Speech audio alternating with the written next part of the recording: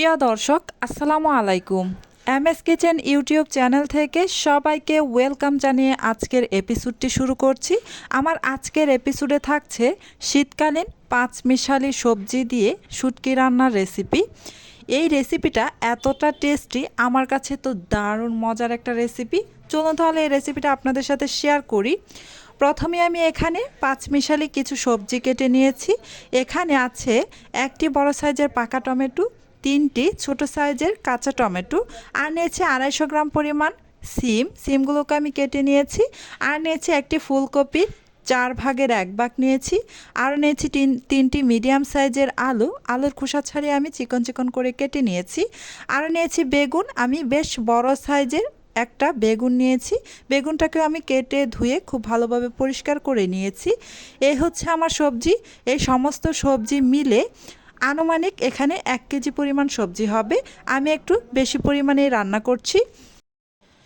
প্রথমে একটি মশলার পেস্ট করে নিতে হবে, সেই জন্য আমি এখানে প্রথমে নিয়েছি বেশ বড় সাইজের 2টি পেঁয়াজ কুচি করে নিয়েছি, একটি বেশ বড় সাইজের রসুন নিয়েছি বেশ কিছু কাঁচামরিচ, আর নিয়েছি হাফ চা চামচ পরিমাণ আস্ত জিরা, আর হাফ ইঞ্চির চেয়েও ছোট হবে আদার টুকরো নিয়েছি। এই আদাটাকে আলাদা করে পেস্ট করলে হাফ চা চামচের মতো হবে।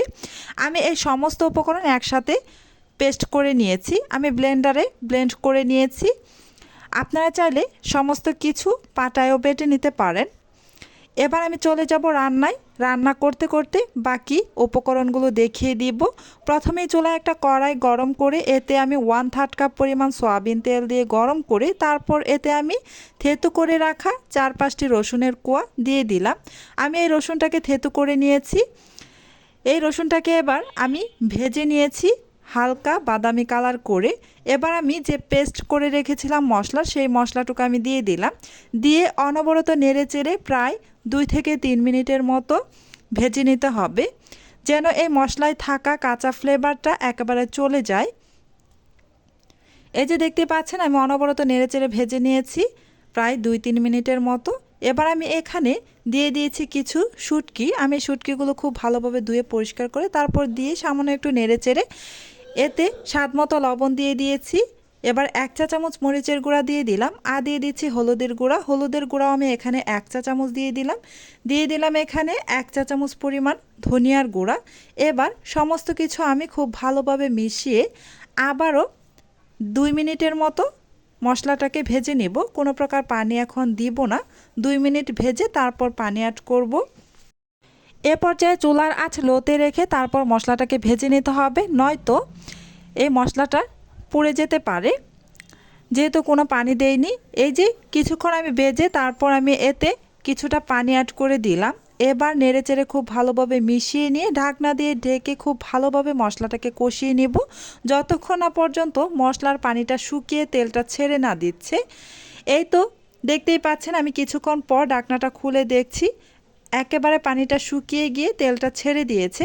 এ পর্যায়ে আমি যে কেটে ধুয়ে পরিষ্কার করে রেখেছিলাম সবজিগুলো, সমস্ত সবজি আমি এখানে দিয়ে দিচ্ছি। এখানে আমি আপনাদের একটা কথা বলে দিচ্ছি, যেহেতু এখানে আমি ফুলকপিটা ইউজ করেছি, আপনারা যদি ফুলকপি ইউজ করেন তাহলে ফুলকপিটাকে একেবারে ছোট ছোট করে কেটে নেবেন। যেহেতু ফুলকপিটা সিদ্ধ হতে একটু সময় লাগে, তাই ছোট ছোট করে কেটে দিলে সিদ্ধ হয়ে যাবে খুব দ্রুত।